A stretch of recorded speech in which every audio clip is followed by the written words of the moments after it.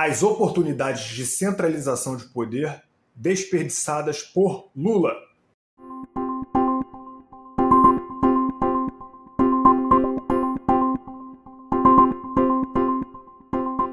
Salve, salve, cidadãs e cidadãos do Sul Global. Eu sou Vini Albuquerque e esse é o canal Correio do Sul Global, o canal que trata dos assuntos dos países em desenvolvimento pela visão desses mesmos países. E no vídeo de hoje, como não poderia deixar de ser, nós vamos sim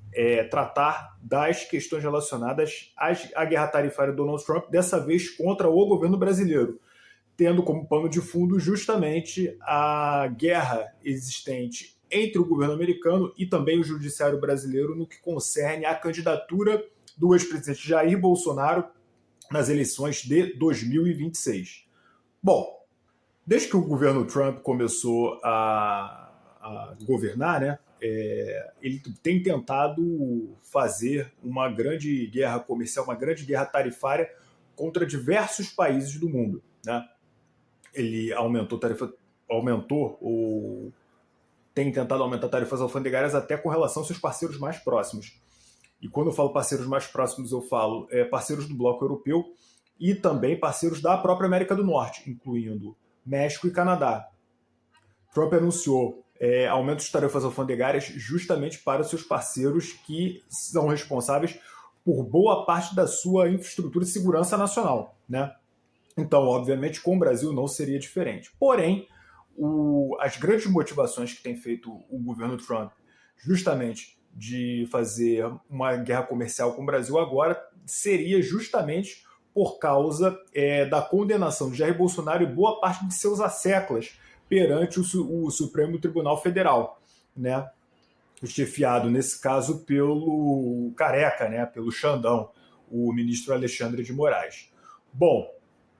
isso tem sido bastante complexo, porque meses atrás o próprio presidente Trump iniciou uma guerra comercial com a China de proporções épicas, que acabou sendo renegociado ao fim e ao cabo, justamente porque boa parte das empresas de alta tecnologia dos Estados Unidos precisava justamente de fornecedores chineses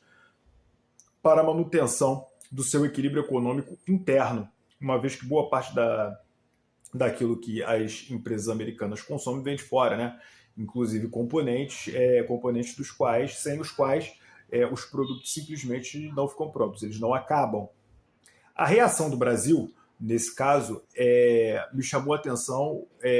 em relação ao comportamento do presidente Lula. Primeiramente porque o Lula ele chamou uma cadeia nacional de rádio e televisão para se pronunciar na nação brasileira às 8 horas da noite. Mas algum burocrata do PT lá dentro achou que era melhor que não era melhor o presidente se comunicar com um discurso diretamente para o povo, e essa comunicação diretamente com o povo brasileiro foi trocada por uma entrevista com a Délis Ortiz no Jornal Nacional, que acabou sendo veiculada um pouquinho mais tarde. Bom, na questão relacionada à entrevista do Jornal Nacional, o que ficou patente, e algumas pessoas até comentaram recentemente, foi que o Lula não seguiu nenhum script, não seguiu nenhum protocolo, não seguiu nenhum roteiro e acabou, da mesma maneira, atingindo o presidente Trump pessoalmente, no âmbito pessoal, e dizendo que se ele fosse processado pela mesma coisa que ele fez lá nos Estados Unidos, aqui no Brasil ele iria para a cadeia. Então, acabou que essa entrevista, naquilo que concerne a honra do presidente Trump, o tiro acabou saindo pela culatra, Lembrando que o Trump é maluco. No entanto, o Trump é maluco, mas sabe, ele enquanto assombração sabe para quem aparece, Ele é maluco até a página 2, Agora, o governo brasileiro, e o Lula especialmente, ele acabou aceitando a mediação dos empresários e acabou aceitando a mediação midiática, justamente para que o discurso dele se tornasse mais palatável para os parceiros do Ocidente, os parceiros da Europa, os parceiros da América Latina, e que, pelo menos nesse canto do mundo, o Brasil não ficasse isolado em relação às retaliações que os Estados Unidos querem fazer aos produtos brasileiros dentro dessa guerra comercial. Na minha concepção, o Lula, com esse comportamento, e o PT, ele acabou perdendo a oportunidade de centralizar as ações políticas do país dentro do Planalto, dentro do Palácio do Planalto, e não no Congresso Nacional, A prova disso foi que o próprio Arthur Lira, que sempre foi base fiel do Bolsonaro, acabou aumentando o projeto de isenção do imposto de renda de R$ 5.000, que era a proposta original do PT, e não ia passar de jeito nenhum, justamente para R$ 7.000, R$ 7.800, se não me engano, R$ 7.600, justamente para você tentar desarticular uma base dentro da classe média, dentro dos pobres, no âmago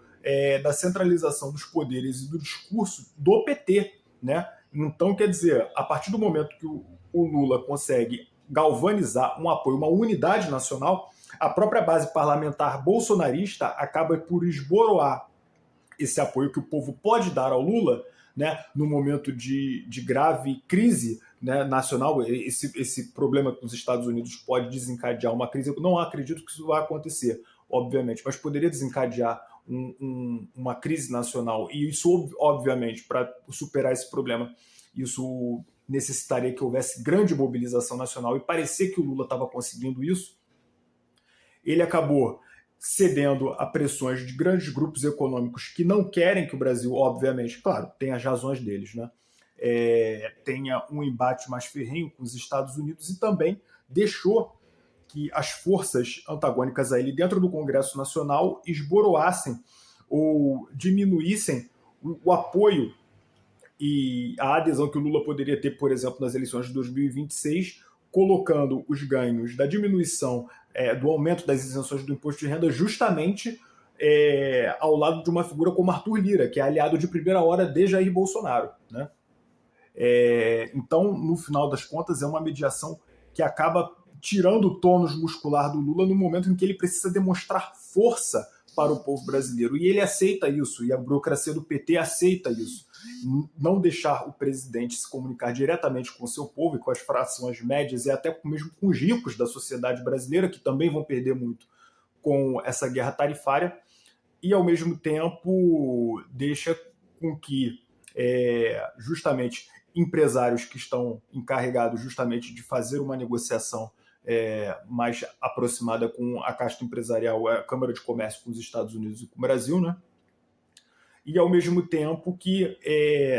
o governo brasileiro dá prioridade aos interlocutores internos das câmaras, né? O que obviamente tira a potência do povo brasileiro, o seu poder de transformação perante um cenário internacional que é bastante hostil ao Brasil.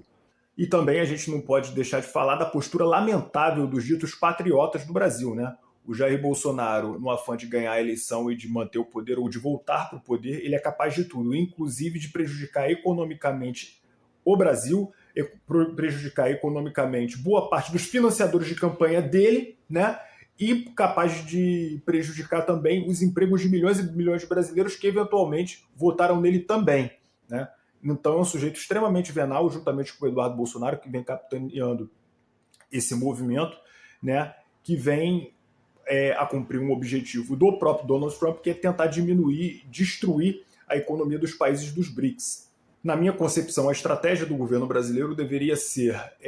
obviamente, ter sempre um espaço de diálogo e de negociação com os Estados Unidos da América, dado que é um país geoestrategicamente, economicamente, militarmente mais poderoso que o Brasil, e obviamente a gente nunca deve perder de vista que nós temos lá um presidente completamente maluco no poder, mas ao mesmo tempo nós deveríamos tentar visar os objetivos nacionais. Primeiramente que, com uma tarifa de 50% em cima dos produtos brasileiros nos Estados Unidos da América, o que tende a acontecer é que o nosso saldo comercial e o nosso saldo corrente, ou melhor, o nosso déficit comercial e o nosso déficit corrente com os Estados Unidos da América, se nós não fizermos nada, e a grande possibilidade de que nós não façamos nada, ou nós não respondamos da mesma maneira à altura que a gravidade da situação exige, né? O que vai acontecer é que o nosso déficit em transações correntes vai aumentar em função das chantagens que o governo americano vem fazendo em relação ao Brasil. Então, dessa maneira, nós deveríamos ter como objetivo zerar o déficit comercial do Brasil, nem que para isso nós zeremos o comércio com os Estados Unidos, né? Acho que seria bom, nesse momento, tentar quebrar as patentes dos laboratórios americanos de remédios aqui no Brasil, e, ao mesmo tempo, claro, sempre deixando uma porta aberta para negociação futura com os Estados Unidos. sabendo que a assombração só aparece, a assombração, que no caso é o Donald Trump, sabe para quem aparece, né? Então nós deveríamos fazer isso e, obviamente, buscar parceiros comerciais, tanto na União Europeia, né? Ou seja, diminuir as tarifas alfandegárias para aqueles produtos que nós normalmente importamos dos Estados Unidos, mas que agora nós vamos precisar procurar novos parceiros comerciais e, obviamente, aumentar as nossas transações também com o leste asiático. E quem falou isso foi o Marcos Lisboa, um liberal de primeira linha, amante da liberdade. Ele que gosta de falar muito da aproximação comercial do Brasil, do Mercosul com a União Europeia e com o EFTA, né, que reúne a Noruega, Liechtenstein, Suíça e Islândia, né, ou seja, é um parceiro comercial europeu menor, mas que tem feito alguns acordos comerciais com o Mercosul também, né? Ele também deixou bem claro que é importantíssimo que o Brasil faça uma aproximação comercial com o leste asiático. E quando ele fala leste asiático, obviamente ele está falando do Japão, está falando da Coreia do Sul e principalmente da China, que é o principal destino das exportações brasileiras. Obviamente que o Marcos Lisboa e todos nós sabemos que a China é um parceiro comercial muito mais importante para o Brasil naquilo que tange a valores comercializados em dólares, por exemplo. No ano passado, o Brasil e os Estados Unidos somaram em corrente de comércio 92 bilhões de dólares. A China e o Brasil comercializaram mais do que o dobro, 182 bilhões de dólares. Então, obviamente, um afastamento comercial do Brasil com os Estados Unidos deve ser visto como também uma maneira de aproximação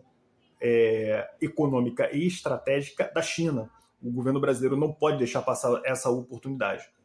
Não só na questão da moeda dos BRICS, que obviamente é a principal preocupação americana, mas também ter uma aproximação comercial estratégica de outros países dentro de outros países dos BRICS, principalmente a China, né? E por último, com relação à horda de patriotas, ditos patriotas, que defendem o Brasil, né, batem continência para a bandeira brasileira, mas batem duas continências para a bandeira americana,